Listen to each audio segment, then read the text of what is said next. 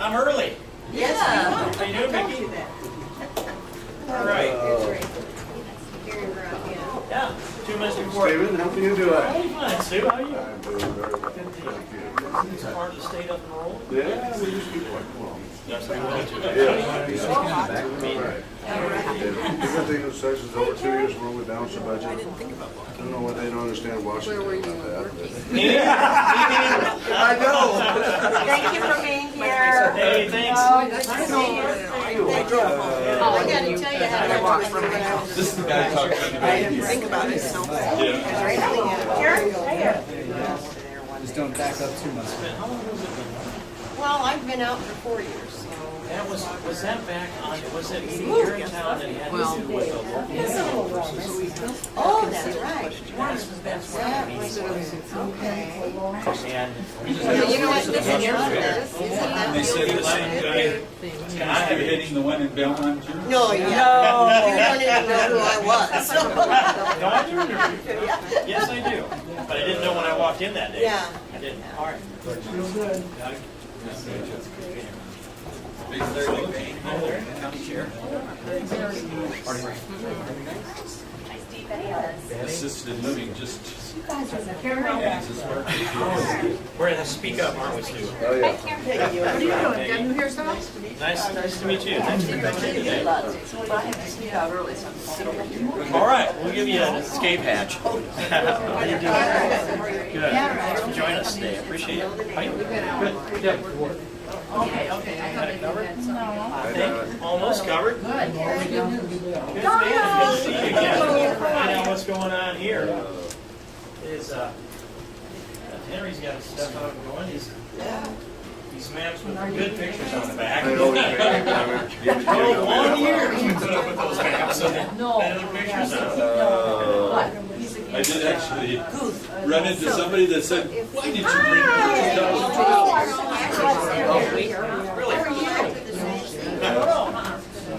Are you ready? Yeah, anytime you're ready, Stu. We All right.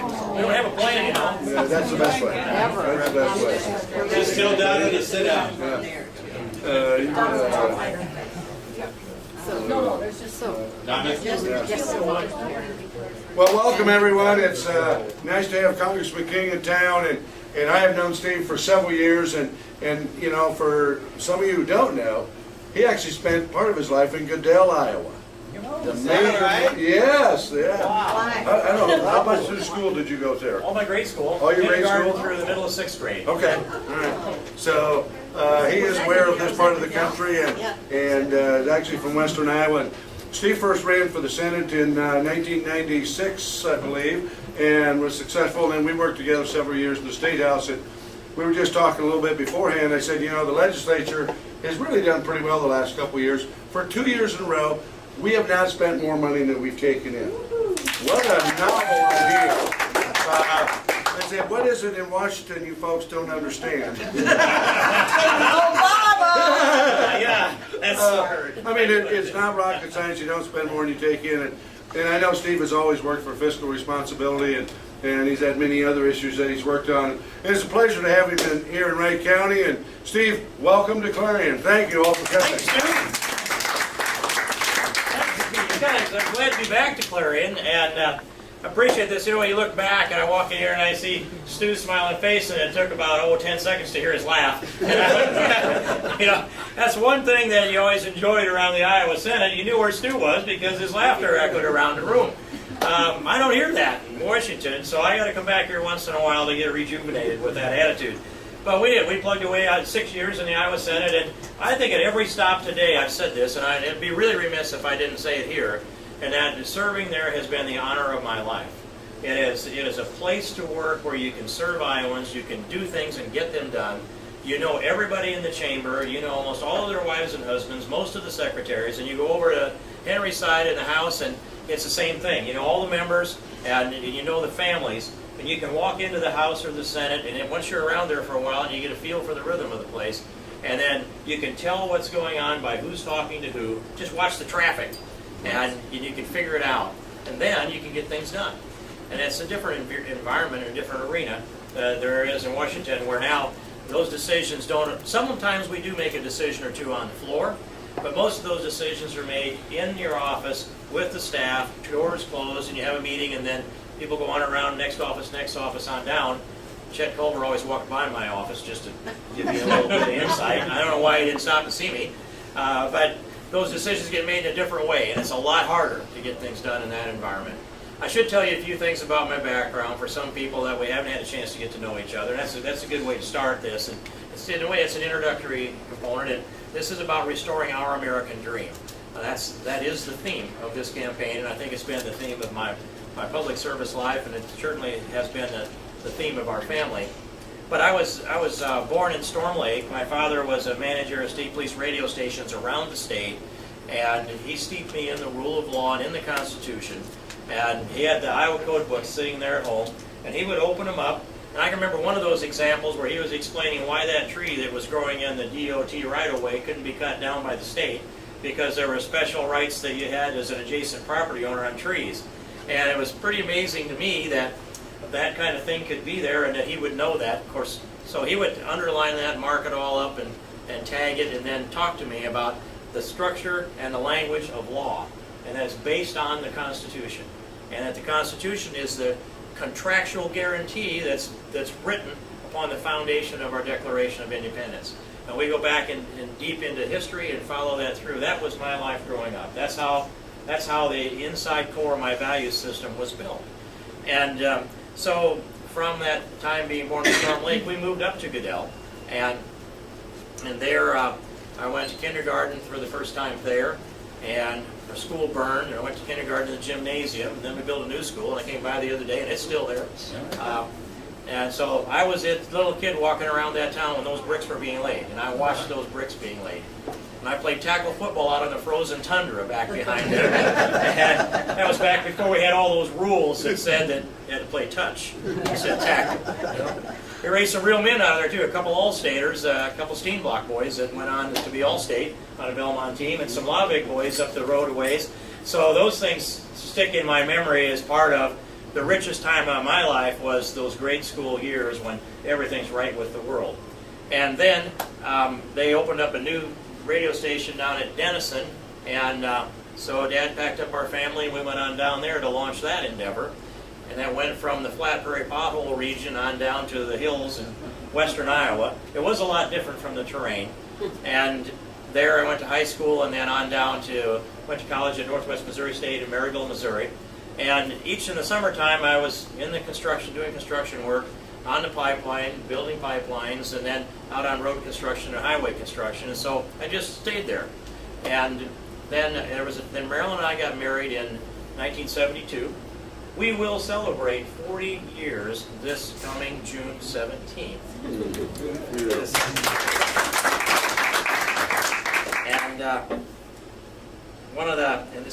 But while we were married and lived in a little single bedroom rented farmhouse 7 miles south of Denison, and I had accumulated this net worth of a minus $5,000. And I'll tell you, it's, you know, you look at Stu and you look at Vicki, and you know he's a heck of a salesman. Well, I am too, because I have a good-looking wife, and I convinced a banker to loan me 100% to buy that first old beat-up bulldozer. And I drug it out of the weeds and welded on it for 2 weeks and put it to work, and before I made $100, the engine blew up. And the banker wasn't going to loan me anymore, so I went out and tore it down and put it back together in the rain. And we had no kids, and when I started this endeavor, I didn't have prospects of them. Didn't think so anyway, but those things have a way of surprising you. And so anyway, that fall, early fall, that blown up engine, there's Marilyn, my wife soon to be of 40 years, now 4.5 months pregnant, standing in the rain on the tracks with a 7-foot cheater pipe, torquing the head bolts on a D7. That's how we got started. And you know, a lot of the things that came along after that weren't easier. Some were actually harder. And so we went through those years, and you know, I bought a machine the next year, hired a man, met payroll, and found out how hard that is. And we did that for over 28 years. Hired men and women, and met payroll. and met the 43 different regulating agencies that regulated my trade then, and it's more now, I think. We went through those 28 years, took the ups and downs, raised a family, 3 sons raised and born in the late 70s, from 76 on. They're like Irish triplets, those guys. There's one day in their life that they were 1, 2, and 3 years old, and then the next year they're, of course, 2, 3, and 4. And now they're about, well, there's a little gap in the birthdays, but I think they're 32, 34, and 35 or something like that. 33, 34, and 36, who knows? But it's real close right now, and they'll be back-to-back years next year on one day. But those sons have grown up in the business. They've grown up working and working hard. They've grown up to appreciate that there's dignity and honor in all work. And I will tell you that in Iowa and in America today, it isn't good enough just to work hard anymore. This is a technological society, and there's a lot of people that are low skilled that'll, if they will work, there's some competition for those kind of jobs. But you need to work smart and hard to make this work. You've got to use your brain and be creative. You've got to get an education and use that education out there to leverage your income. And that's what we have done here in Iowa. So for my life's work has been 28 years in the construction business, having sold my construction company to my oldest son after I went to Congress. And he's put together, it took 2 or 3 years to get that up and running the way it needed to be. And then during that period of time, I was what they call a pro bono consultant for a second-generation construction company. That means I gave free advice on how to keep it afloat. And then he quit out asking for my advice. And I said, what's the deal here, Dave? And, well, we're having great years here. And so, we don't need to come to you for your advice anymore. And that's how it's been. They put together about, I think, 6 of the best years King Construction's ever had have been the previous 6 or so years. And he's got up and running, and it's working good. And we do earth-moving work, around half of the state or so. Anything site development or roads or levees or anything that, wherever we can find a place to make a buck, that's what we do. Do underground utilities too, so water and sanitary and storm sewer work and those kind of things. So we lay a lot of pipe and get down in the ground and do that. When it starts to go vertical, it's not that we get vertigo, we just move away because we're not good at that. And let somebody else do it. And so that's David, the oldest son. He and his next son down, Mick, they started a transportation company up in North Dakota. And not only are we doing the construction part of King Construction that's in its 2nd generation, I think 37th construction season now, but they're up there hauling materials into the oil fields in the Bakken region in North Dakota. Which brings me to this point. I remember serving with Stu when he was majority leader in the Iowa Senate. I remember Jack Arrive standing on the floor of the Iowa Senate saying, we are a full employment economy. And the unemployment rate then was 2%. Remember that? 2%. And we've seen this unemployment race on up to, I actually don't know what it pegged out at, 10%, I think. And it rattled on down to 9 point something, and then down to the early 8s. But we've gone through a long period of time of high unemployment rates in the country. And some of these states, like Ohio, Pennsylvania, Rust Belt states, have seen large pockets of 18% unemployment. And here, we hear the national news, and it causes us to be concerned because of the economy is a very slow recovery, if you call it a recovery, and I actually think it is, but it's a very, very slow recovery. And here in Iowa, we've been in better condition than most anyone else. And I recall a speech that I gave in the downtown Rotary in Sioux City in the early fall, probably September of 2008, just as we were beginning to go into this downward economic spiral. And everyone was worried about what would happen. Would there be a global crisis in currency and credit? And would all of these markets crash? And would we go into another second Great Depression? And I said in that speech that day that however bad it gets, and we wouldn't know how bad it was going to get, that we would weather it here as well as anyone. And the reasons for that is we're close to our families, close to our faith, we're close to our neighbors, we're close to our businesses, and we're right on top of the land. And the land is the place from which comes all new wealth, whether you mine it out of the earth or whether you raise it from the soil. And I remember Terry Branstad in the 80s, he said it's a lot more fun to be the governor now than it was in the 80s. But he went all over the place, and he must have said thousands of times, value-added agriculture, value-added agriculture. And every time he repeated that, he got a new convert along the way. While that was going on, a guy like Thurman Gaskell was pumping that ethanol. I think he squeezed the nozzle and pumped the first gallon, didn't he? Yes, he did. And then when I shake his hand, I remember that. That's the hand that pumped the first gallon of ethanol. And we should actually bronze that hand to Thurman someday, put that up with a nozzle in it. Because look what's happened. The renewable energy part in this state has been phenomenal in its impact. And yes, it's put some tension between our feed prices for our livestock producers. That's a tough thing to try to balance. But on balance, we have created wealth in this part of the country like we've never seen in history here. A level of prosperity like we've never seen. I mentioned North Dakota. Our individual income has gone up in Iowa, second only to North Dakota. We didn't win the championship, North Dakota did. They're at 6.7% increase, we're at 6.4% increase. Oklahoma's third, way down at 5.3. And what's that tell you? That tells you that the value add that we have done, the renewable energy that we have done, has kept us in the game. We're competing with North Dakota to be the state that has the highest individual income increase of all the states, and we didn't strike oil.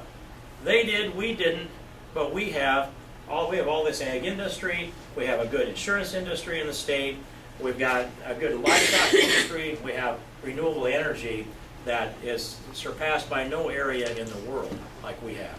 And the 5th district, the western third of the state, I'm just gonna have people come sit down, Steve, don't be in the room. I'm good too.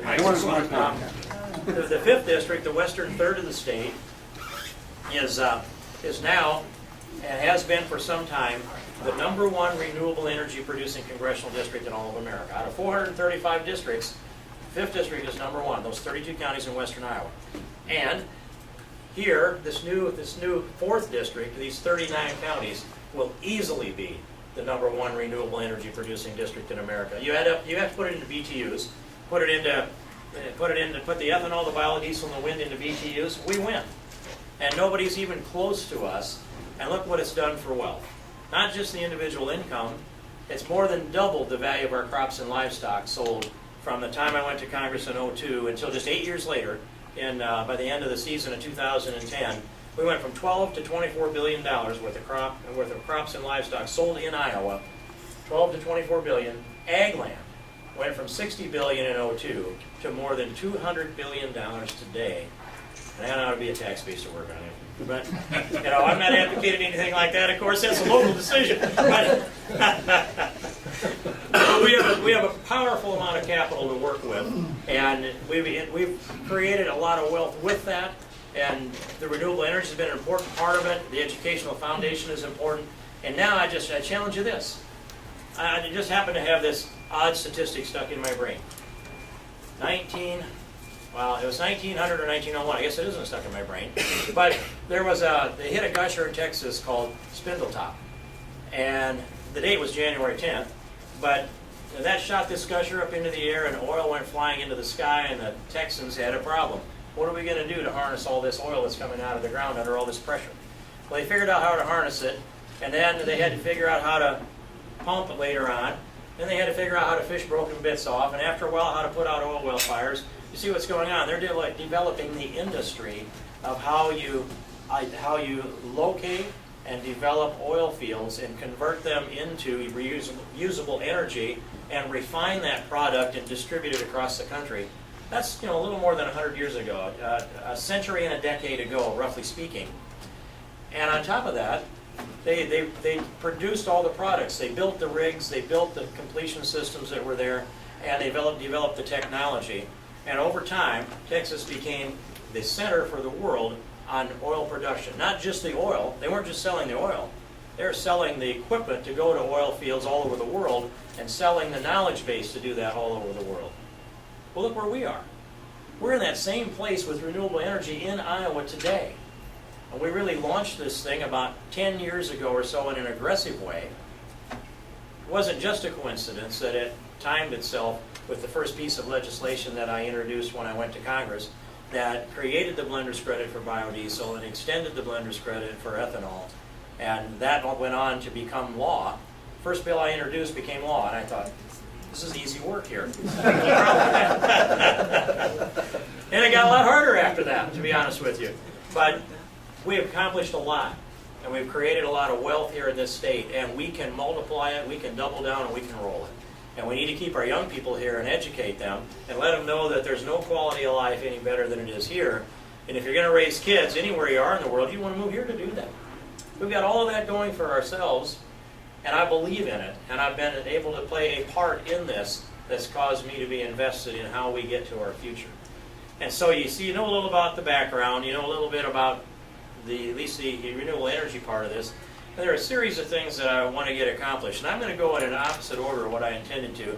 This isn't, there's such a priority, but I wanted to tell you, while I was talking about energy, these are riding around in the back of my Yukon. Let's see. Here we go. And we began having an energy discussion in Congress when Nancy Pelosi was trying to tax the petroleum companies. And of course, when that happens, then there's less incentive to do more exploration, so the price of gas goes up. That's what they want.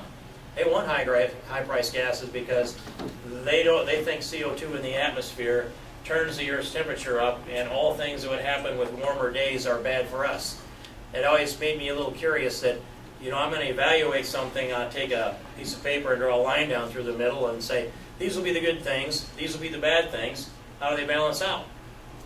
And the global warmists only have one side of that ledger. It's all the bad things. They never said anything was good. And so I'm not suggesting the Earth being warmer is good, but I'm suggesting that we ought to look at all this objectively. And here's what I began to ask, and that is, how much energy do we consume in America? And I thought that was a simple question. I get an answer back in less than an hour. What I found out was that nobody had asked the question. And my staff they were pushed pretty hard on this before I found out that they were doing what they should have been doing, going to the U.S. Energy Information Agency, asking them the questions I was asking, trying to get an answer. It's their job to know these things. So I said, how much energy are we consuming in America? It would come back to us, well, we kind of know in tons of coal, gallons of gas, megawatts of electricity, but nobody could put them into one formula that would put all that energy in one common denominator. So I said, just tell me how many BTUs of energy are being consumed in America by each one of these energy sources. They couldn't do that. And after months, I finally gave up trying to get a straight answer from them and decided, let's sit down, we'll build our own spreadsheet, we'll do our own conversions, index them all, and make sure it's all official. So this is a result of that. The simplest question had not been asked. How much energy do we consume, and where does it come from? Well, this tells you here.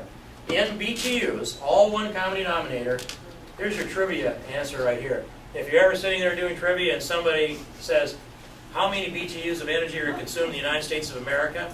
You can go, oh, easy, 101.4 quadrillion BTUs. That's it. So that's your takeaway for the day. But no, it's a number that doesn't mean anything except it's a big number until I compare it to the next chart. It's a lot of energy we consume. We're an energy-rich nation. And the percentages of that, natural gas, 23%, coal, 22.4%, here's your motor gasoline, 17.44%, nuclear here at 8.29%.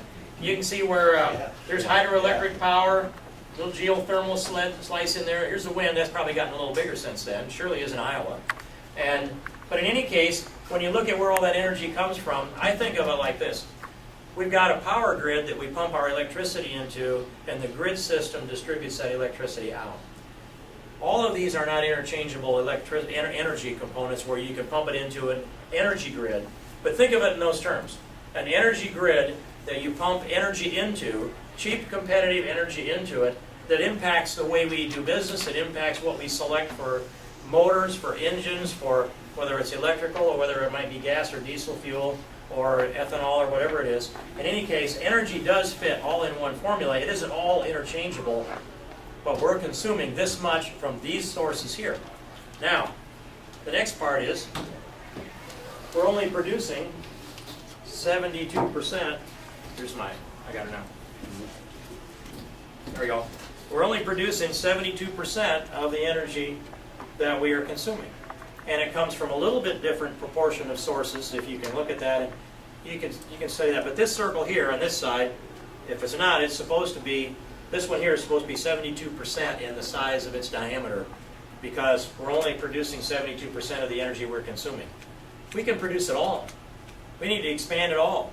This is the energy pie I want to grow, the production energy pie. I want to grow the size of it. I want to grow it in every area that we can, and let all of these forms of energy compete against the other forms of energy, drive the prices down, keep America and make America more competitive, so that the foreign countries that are taking our industry because they have perhaps cheaper energy, and we know cheaper labor. We've got to compete with know-how, technology, efficient labor, and efficient energy. And that is the energy policy that is part of this 4-point plan today on how to restore our American dream.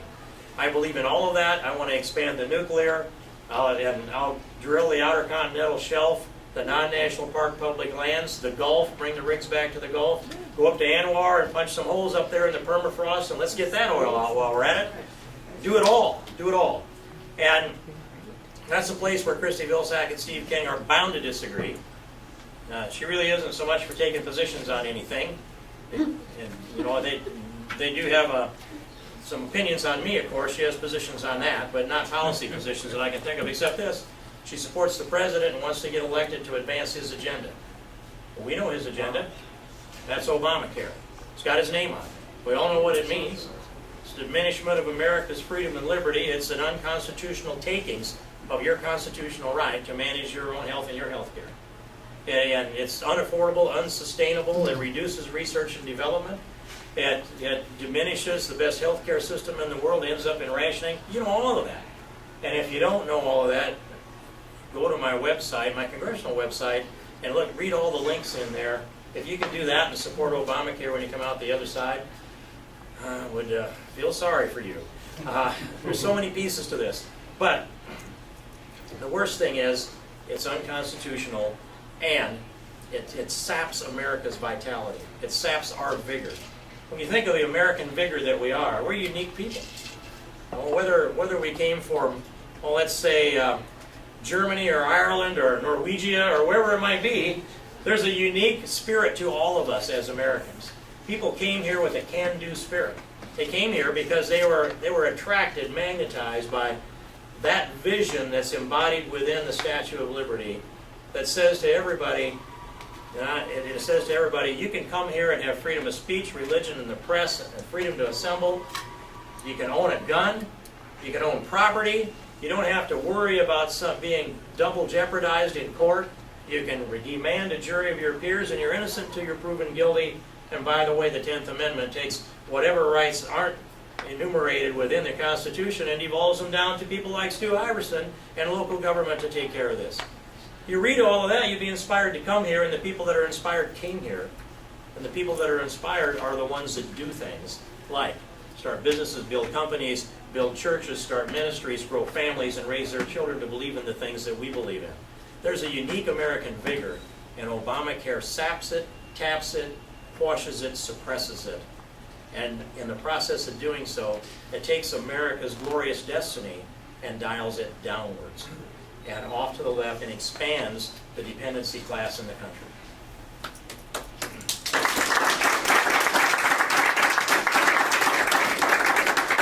And when that happens, the future of our country diminishes. Obamacare diminishes the future of the United States of America. The Supreme Court needs to throw it out for constitutional reasons. Whatever they decide to do, Congress has got to throw it out, because if you leave any of the roots of Obamacare there, it will grow back. Like cutting a tree off in a stump, it'll grow back from the roots. You've got to pull it out, pull it all out. So plank number one is pull out 100% repeal of all of Obamacare, every part of it. That's plank number one. Christy Vilsack supports Obamacare. Steve King opposes Obamacare. And I have for a long time, and I don't think there's anybody that's gone after it harder than I have. Second piece is, I've come to the conclusion that the will to balance the budget in the United States Congress does not exist. We might get it done in the House of Representatives, but it'll be really hard with some conditions involved that make it so that it isn't going to happen year after year. The Senate's surely not going to do that. And so we need a balanced budget amendment to the United States Constitution that requires a balanced budget. And the difference of this will be this, that we brought one up on the floor of the House. It takes a 2/3 majority, and it failed. Although they came within one vote of getting that done back in the 90s, passed the House and fell a vote short in the Senate. That scenario can be put together Mitt Romney needs to, and I'm asking him this personally, eye to eye, and he's leaning, I think, this direction, but he hasn't been as vocal as I would like to hear. He needs to call upon the American people